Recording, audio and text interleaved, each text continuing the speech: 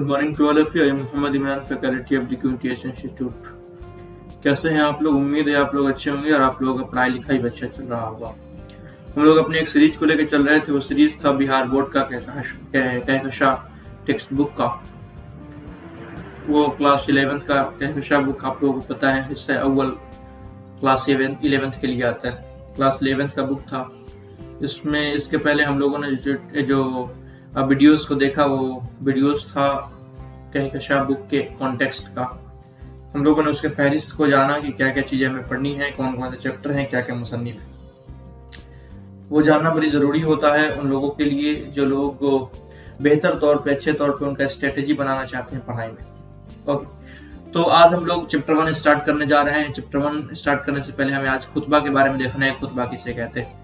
आप लोग अपने बुक को खोलिए, अपने बुक को सामने रखिए और जैसे जैसे मैं पढ़ते चलता हूँ आप लोग अपने उंगली के उसी के सहारे पढ़ते चलिए और जानते चलिए और अच्छे तरीके से समझते चलिए। सबसे पहले खुतबा का ताल्लुक तख्लीकी अदब से नहीं है। खुतबा का जो ताल्लुक है तख्लीकी अदब से, वो अदब के लिए नहीं बनाया जाता, लेकिन अलूमी की मजहब और दानिशवराना तारीख का मुताला करें। जब इल्मों का और दानिशवरों का, जो दानिश लोग हैं, जो पढ़े लिखे लोग हैं, जो अक्लमंद लोग हैं, जब उनका मुताला करें, उनके बारे में जब पढ़े तो हमें पता चलता है खुतबात की अहमियत वाज़ेह होती है। तो उस वक्त हमें खुतबा की अहमियत के बारे में जानने के लिए मिलता है। मजहब पैगम्बरान और औलियाए कराम और उलमाए दीन की वह बातें खुतबे के ज़ील में आती हैं जिनमें आवाम की हदायत के लिए कोई खास पैगाम दिया जाए। वह बातें उलमा की, वह बातें पैगंबरों की, वह बातें वली की, वह बातें खुतबे में आती है जो खुतबे में आने के बाद खुतबे में वह बातें आती हैं जिनमें हदायत आवाम के लिए, लोगों के लिए हदायत की बातें की जाती हैं। हिंदुस्तान में जदीद तालीम के फरोग के दौर में खुतबात को बाज़ाब्ता शक्ल मिली। जिस वक़्त हिंदुस्तान में पहले की जदीद तालीम हो रहा था, नई तालीम आ रही थी, उस वक़्त नई तालीम के फ़रोग के लिए, नई तालीम को ज़्यादा से ज़्यादा बढ़ावा देने के लिए उस वक़्त लोगों ने खुतबात का शक्ल इख्तियार किया। बिलखसूस अलीगढ़ की तालीमी तहरीक के दौरान मुख्तलिफ दानिशवरों ने मुल्क के तवील व अर्ज़ में जो अवामी खुतबात का सिलसिला कायम किया, उन्हें मकबूलियत हासिल हुई। अलीगढ़ मुस्लिम यूनिवर्सिटी को बढ़ाने के लिए, लोगों को बताने के लिए उस वक़्त लोगों ने खुतबे को बाकायदा एक शक्ल मिली और लोगों ने उस खुतबे को जाना और समझा। अंग्रेज़ों के यहाँ ऐसे खुतबात बहुत अहमियत के साथ तहजीब का हिस्सा बन चुके थे और दानिशवराना अपने खुतबात तहरीकी शक्ल में पेश करना शुरू कर चुके थे। अंग्रेज़ों के पास ये जो खुतबा था बहुत अहमियत हो चुका था। लोग खुतबे को बड़े गौर से सुनते थे, समझते थे और उस पर अमल करते थे। और जो लोग पढ़े लिखे थे वो लोग इस खुतबात को तहरीर की शक्ल, अखबारों की शक्ल में वो लोग इस खुतबे को शाया करना शुरू कर चुके थे।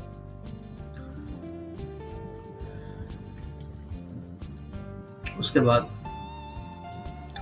हिंदुस्तान में कौमी तहरीक के जमाने में कांग्रेस सदूर के कल्चर लेक्चर्स की तारीखी अहमियत कायम। हिंदुस्तान के कौमी तहरीक के वक़्त, जिस वक़्त कांग्रेस वगैरह के थी, उस वक़्त बाकायदा लेक्चर वगैरह कायम किए जाने लगे और खुतबा को भी लेक्चर कहते हैं। लेकिन इसमें कबल सर सैयद अहमद खान उनके दिगर रफ़ाक और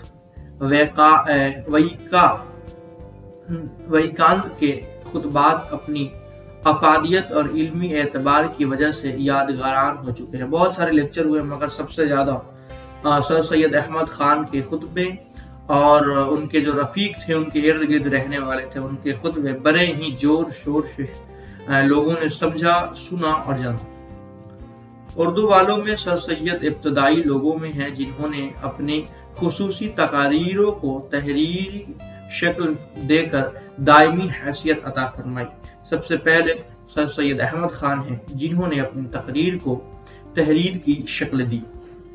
ڈپٹی نذیر احمد شبلی نعمانی، علامہ اقبال، سید سلیمان ندوی، ابوالکلام آزاد، ذاکر حسین اور سید ابو الحسن علی ندوی کے خطبات ہمارے لیے آشاشہ کی حیثیت رکھتے ہیں۔ بہت زیادہ ہمارے پاس اہمیت اگر کوئی خطبات رکھتا ہے تو یہ سارے شخصیات ہیں، یہ سارے شخصیات کے خطبے بڑی اہمیت رکھتے ہیں۔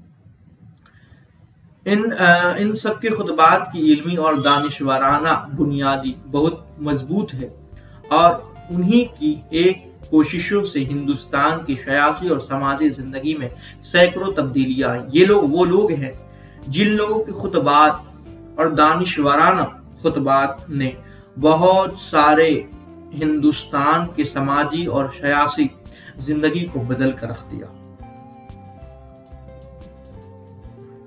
خطبہ جمع خطبات، خطبہ کی جمع خطبات ہوتا ہے۔ خطاب، لیکچر، ایڈریس جیسی اصطلاحی اردو میں بھی رائج ہے۔ جیسے کہ کہتے ہیں نا خطبہ دیا جا رہا ہے، خطبات دیا جا رہا ہے، خطاب کر رہا ہے یہ انسان، لیکچر دے رہا ہے یہ انسان سارے لوگوں کو ایڈریس کر رہا ہے، تو یہ سارے اصطلاحی اردو میں بھی رائج ہے، یہ سارے اردو میں بھی ہوتے ہیں۔ انہیں عمومی گفتگو یا تقریر سے صرف اس لیے الگ تسلیم کیا جاتا ہے کہ ان کے خطاب قدرغان بڑے دانشور ہوتے ہیں، اور اکثر و بیشتر ان کے موضوعات بھی مخصوص ہوتے ہیں۔ یہ خطبات اور لیکچر، ایڈریس یہ الگ کیوں ہوتے ہیں؟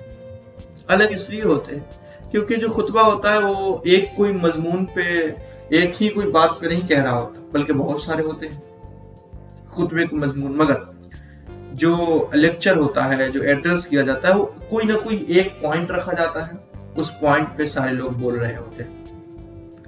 ایسے خطبات کے لیے خصوصی اہمیت کیا جاتا ہے۔ بالعموم یہ خطبات علمی اور معروضی بنیادوں پر حالات اور واقعات کے تجزیے کے لیے وقف ہوتے ہیں، یعنی کہ یہ جو خطبات ہوتے ہیں وہ زیادہ تر علم والوں کے ساتھ بولے جاتے ہیں۔ ہر خطبے کا یہ لازمی مقصد ہوتا ہے کہ اسے زیادہ سے زیادہ لوگ سنیں اور اس سے بڑا عوامی اور قومی فائدہ۔ اس خطبے کا جو مقصد ہوتا ہے وہ مقصد یہ ہوتے ہیں کہ زیادہ سے زیادہ لوگ سنیں، اور سننے کے بعد اس پہ زیادہ سے زیادہ سننے کے بعد لوگوں کو اس چیز سے فائدہ ہو، تو اسے کہتے ہیں پورا کا پورا خطبہ کے ہم لوگوں نے خطبہ کے بارے میں جانا۔ اس کے بعد جو ہم لوگوں کو پڑھنا ہے وہ سر سید احمد خان کے جو خطبے ہیں ان کے بارے میں پڑھنا ہے۔ سب سے پہلے ہم لوگ دیکھ لیں سر سید احمد خان کون تھے۔ سر سید احمد خان 17 اکتوبر 1817 کو دلی میں پیدا ہوئے۔ کہاں پیدا ہوئے؟ دلی میں پیدا ہوئے۔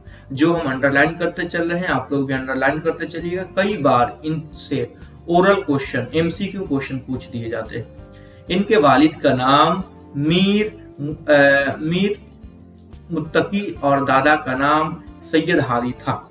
ان کے اسلاف شاہجہاں کے، ان کے جو خاندان کے لوگ تھے وہ شاہجہاں کے زمانے میں ہندوستان آئے اور مختلف بڑے بڑے عہدوں پر فائز ہوئے۔ بڑے بڑے عہدے اور کہتے نہیں کہ کیا کہتے ہیں، بڑے بڑے منترالے پہ فائز ہو گئے۔ یہ گھرانہ بے حد عزیز اور مذہبی تھا۔ بڑے ہی شاہجہاں کے زمانے میں یہ جو گھرانہ تھا بہت ہی زیادہ پسند کیا جاتا تھا اور بہت ہی زیادہ عزیز تھا اور مذہبی گھرانہ تھا۔ یہاں پہ مذہبوں کی تعلیم اور مذہبوں پہ بڑے زیادہ لوگ چلتے تھے۔ سید احمد خان کی ابتدائی تعلیم، ابتدا کہتے ہیں شروعاتی تعلیم ان کی ماں عزیز النساء بیگم، یاد رکھیے گا ماں کا کیا نام تھا، عزیز النساء بیگم کے ذریعے ہوئی۔ انہوں نے قرآن کریم کے چند پارے، انہوں نے کیا کیا پڑھے؟ قرآن کریم کے چند پارے اور اردو کی ابتدائی کتابیں پڑھی۔ اپنے ماں سے انہوں نے قرآن پاک پڑھی اور اردو کی ابتدائی کتاب پڑھی۔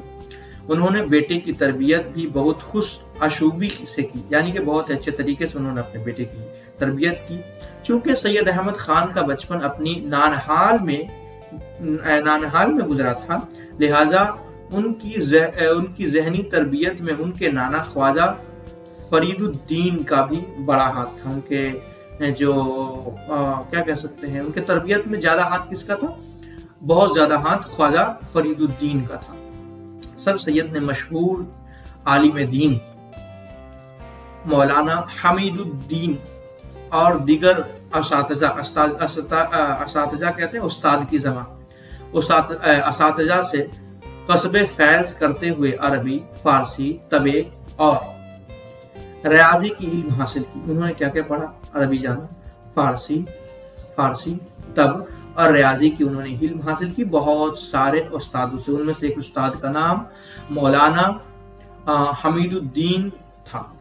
ٹھیک. اس کے بعد 1836 میں 19 برس کی عمر میں سید احمد خان کی شادی پارشا بیگم سے ہوئی.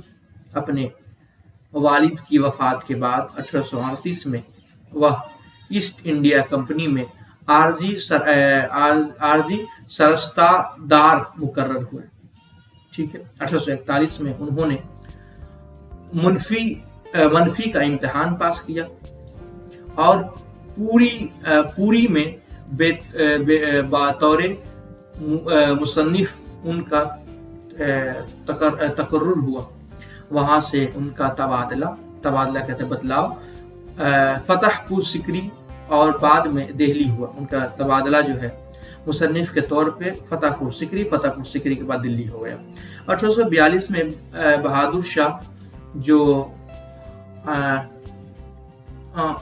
جواء الدولہ عارف جنگ کے خطاب سے نوازا گیا. انہوں نے 1842 میں انہیں جو خطاب سے نوازا گیا وہ خطاب آپ دیکھ سکتے ہیں. خطاب تھا، آپ یہ لگا لیجئے، یہ بڑے ہی کام کی چیز. ٹھیک. 1855 میں صدر امین کی حیثیت سے بخبور ہو گئے، یعنی کہ صدر امین بن گئے. 10 مئی 1857 کو جب غزدی کی ابتدا ہوئی تو سر سید بخنور میں ہی تھیں. غازی پور میں انہوں نے سائنٹیفک سوسائٹی، یاد رکھیے گا کس کا، غازی پور میں کیا کیا؟ غازی پور میں سائنٹیفک سوسائٹی کی ابتدائی ڈالی. 1846 میں ان کا تبادلہ علی گڑھ ہو گیا. اپریل 1969 میں وہ لندن چلے گئے. اکتوبر 1870 میں وہاں سے واپسی کے بعد تہذیب الاخلاق کا اظہارہ کیا. 1875 میں مدرسہ علوم محمدن انگلو اور نیشنل اسکول کالج کی بنیاد ڈالی، جو ان کے مرنے کے بعد ترقی کرتے ہوئے 1920 میں علی گڑھ مسلم یونیورسٹی کے نام سے تبدیل ہو گیا. سید احمد خان کو انگریزی حکومت نے سر کا خطاب کر دیا تھا. انگریزی حکومت نے سر کے خطاب سے بھی نوازا، جو ان کے نام کا حصہ بن گیا. 27 مارچ 1998 کو ان کا انتقال ہو گیا. یہ چیز بھی یاد رکھیے گا. سر سید احمد خان کا انتقال کب ہوا تھا آپ یہاں سے دیکھ سکتے ہیں.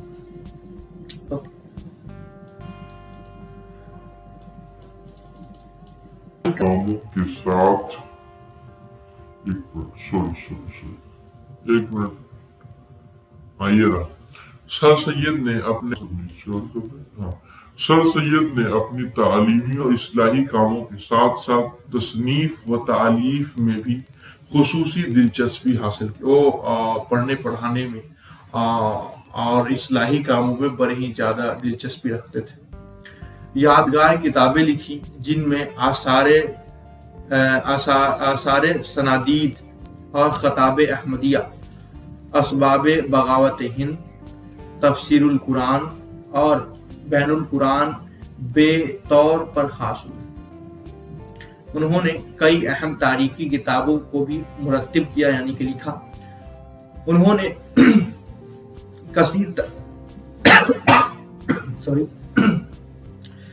کثیر تعداد میں اصلاحی مضامین بھی قلم بند کیے مطلب کہ لکھے. سر سید اور ان کے رفاق نے اردو نثر میں سادہ بیانی اور مختصر نویشی کو رواج دیا. اس زبان کو ترقی کی نئی بلندیاں عطا کی. ان کی ہمہ جہت ادبی خدمات کو دیکھتے ہوئے انہوں نے اردو نثر کا बाबा आदम भी कहा जाता है। सर सैयद ने अपने वतन सर सैयद अपने वतन और अबनाए वतन बिलखसूस मुसलमानों के लिए बड़ी कुर्बानियां दी।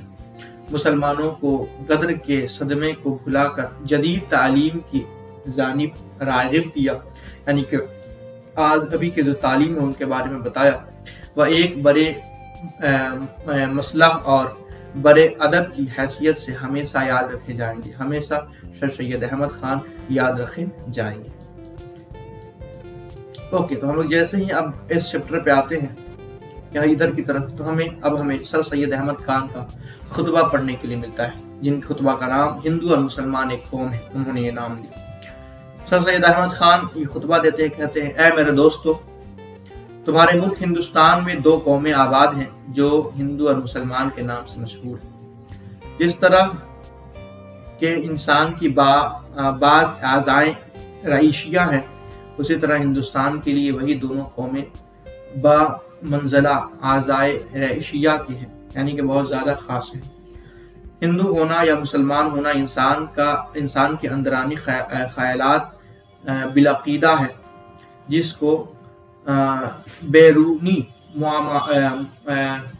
ममालियत और आपस के बर्ताव से कुछ ताल्लुक नहीं। यानी कि अंदर की जो मुसलमान होना, हिंदू होना, ये जो है इससे बाहर आकर और झगड़ने का और टकराव का कोई बायस नहीं बनता। क्या खूब कहा है जिसने कहा है कि इंसान के दो हिस्से हैं, उसके दिल का ख्याल या अकल खुदा का हिस्सा है। पहला हिस्सा दिल का ख्याल और अकल जो है वो खुदा का हिस्सा है, और उसका ख्यालात और मेल जोल और एक दूसरे की हमदर्दी उसके अबनाए जिन्स का हिस्सा है, उसके बाहर का हिस्सा है। बस खुदा के हिस्से को खुदा पर छोड़ दो और जो तुम्हारा हिस्सा है उससे मतलब रखो, यानी कि अपने हिस्से से तुम अपने मतलब रखो। ए अजीजो, जिस तरह हिंदू की तारीफ, हिंदुओं की तशरीफ हिंदुओं की शरीफ कौमें इस मुल्क में आई, उसी तरह हम भी इस मुल्क में आए। हिंदू अपना मुल्क भूल गए, अपने देश से परदेश होने का जमाना उनको याद नहीं रहा, और हिंदुस्तान ही को उन्होंने अपना वतन समझा और ये जाना कि हिमालय और विंध्याचल के दरमियान ही हमारा वतन है। उन्होंने ये चीज समझ लिया। हमको भी अपना मुल्क छोड़ उन्होंने क्या समझा, ये देख सकते हैं। हमको भी अपना मुल्क छोड़े सैकड़ों बरस हो गए, न वहाँ की आबो हवा हमको याद है, न उन मुल्क की फजाएं खुशबू, न वहाँ के फूलों की तरोताजगी, और न मेवे की लज्जत, और न अपने मुकद्दस रेतीले व कंकरीले मुल्क की बरकत। हमें कुछ याद नहीं। हमने भी हिंदुस्तान को अपना वतन समझा और अपने से पेश कदमों की तरह हम भी इस मुल्क में रह पड़े। बस अब हिंदुस्तान ही हम दोनों का वतन है, हिंदुस्तान ही की हवा से हम दोनों जीते हैं। मुकद्दस गंगा जमुना का पानी हम दोनों पीते हैं, हिंदुस्तान ही की ज़मीं की पैदावार हम दोनों खाते हैं, मरने में जीने में दोनों साथ हैं। ठीक है, तो ये सर सैयद अहमद खान का खुतबा था। हिंदुस्तान में रहते रहते दोनों का खून बदल गया, दोनों की रंगें एक सी हो गई, दोनों की सूरतें बदल कर एक दूसरे की मसाबा हो गई। मुसलमानों ने हिंदुओं की सैकड़ों रस्में इख्तियार कर ली, हिंदुओं ने मुसलमानों की सैकड़ों अदाएं ले ली, यहाँ तक कि हम दोनों आपस में मिले, हम दोनों ने मिलकर एक नई जबान उर्दू पैदा कर ली। हिंदू और मुसलमान मिलकर नई जबान पैदा की। न हमारे जबान थी न उनकी, बस अगर हम उस हिस्से में जो हम दोनों में खुदा का हिस्सा है वक़ाए नजर करे, तो दर हकीकत हिंदुस्तान ही हम दोनों बे एतबार अहले वतन होने की एक कौम है, और हम दोनों के इत्तफाक और बाहमी हमदर्दी और आपस की मोहब्बत से मुल्क की और हम दोनों की तरक्की व बहुबदी मुमकिन है, और आपस के नफाक और जद व एतवाद और दूसरे की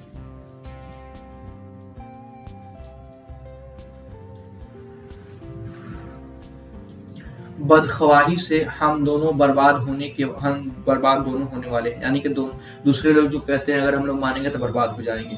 افسوس ہے ان لوگوں پر جو اس نقطے کو نہیں سمجھتے اور آپس میں دونوں قوموں میں تفرقہ ڈالنے کے خیالات پیدا کرتے ہیں۔ وہ یہ نہیں سمجھتے کہ اس مضرت اور نقصان میں خود بھی شامل ہے اور اپنے پیر تک کلہاڑی مارتے ہیں۔ اے میرے دوستو، میں نے بارہا کہا ہے، پھر کہتا ہوں کہ ہندوستان ایک دلہن کے مانند ہے جس کی خوبصورتی رسیلی آنکھیں ہندو اور مسلمان ہیں۔ اگر وہ دونوں آپس میں نفاق رہیں گی تو وہ پیار دلہن بھینگی ہو جائے گی، اور اگر ایک دوسرے کو برباد کریں گی تو وہ کانڑی بن جائے گی۔ بس اے ہندوستان میں رہنے والوں، ہندو مسلمانوں، اب تم کو اختیار ہے کہ جو چاہو اس دلہن کو بھینگی بناؤ، چاہو نکارا۔ بے شک انسانوں میں باہم کبھی کبھی رنج ہو جانا ایک قدرتی بات ہے، ہندو اور مسلمانوں پر موقوف نہیں ہے۔ آپس میں ہندو میں، مسلمان میں، بھائی میں، باپ بیٹوں میں، ماں بیٹوں میں رنج ہو جاتا ہے، مگر اس رنج کو قائم رکھنا اور پکائے جانا اور بڑھائے جانا انسان کے ملک کی، قوم کی، خاندان کی پوری بدبختی ہے۔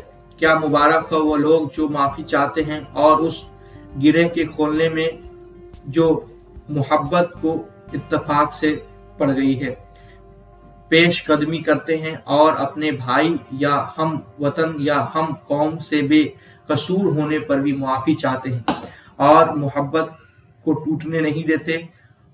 مقلب القلوب تو ہندوستان کے لوگوں کے دلوں کو اسی طرح پھیر دے۔ یہاں پہ ایک دعا ہے، یا مقلب القلوب، یعنی کہ اے دلوں کو پھیرنے والے، تو ہندوستان کے لوگوں کے دلوں کو محبت کی طرف پھیر دے۔ ٹھیک، یہ لکھا ہوا ہے 27 جنوری 1883 کو پٹنہ میں دیا گیا لیکچر 1883 میں یہ پٹنہ میں دیا گیا لیکچر ہے جو سر سید احمد خان نے لوگوں کے بیچ دیا تھا۔ اب یہاں دیکھ لے لفظ کے کچھ معنی ہیں۔ عضو کا مطلب ہوتا ہے جسم کا حصہ، اعضائے رشیہ جسم کے اہم حصے جیسے دماغ، جگر وغیرہ، بامنزلہ بجائے بے طور، عقیدہ مذہبی اصول کو ماننا، بالعقیدہ یعنی عقیدے کے ساتھ، ابنائے جنس ایک ہی جنس کے ہم جنس، مقدس پاک احترام کے لائق، مشبہ ملتا جلتا، مانند مثل مطابق، قطع نظر مٹانا، بہو بدی یعنی بھلائی۔ اس کے بعد یہ سارے ہیں، آپ اس کو خود سے پڑھ سکتے ہیں اور خود سے سمجھ سکتے ہیں، اس میں زیادہ کوئی بڑے لفظ نہیں۔ ٹھیک، اب یہاں پہ آپ کو جو پڑھنے کے لیے ملے گا، آپ لوگوں نے جو پڑھا ابھی اسی کو یہاں پہ ایک بہتر طور پہ لکھا ہوا ہے، تو آپ اس کو پڑھ سکتے ہیں۔ یہاں پہ اب آ جاتے ہیں کوشچن آنسر، جو کہ سوال و جواب ہے۔ تو سوال و جواب اگر آپ سے بن جائے تو بڑھیا ہے، اور نہ بنے تو پھر آپ بتا سکتے ہیں۔ سوال و جواب کوئی بھاری نہیں ہے، آپ اگر خود سے ایک بار اور صحیح، 2 بار صحیح سے پڑھیے گا تو آپ کو سمجھ میں آ جائے گا۔ امید ہے آپ لوگوں کو سمجھ میں آئے گا۔ ویڈیو کو لائک کریں، چینل کو سبسکرائب کریے۔ ملتے ہیں اگلے ویڈیو میں۔ Very thanks for watching this video.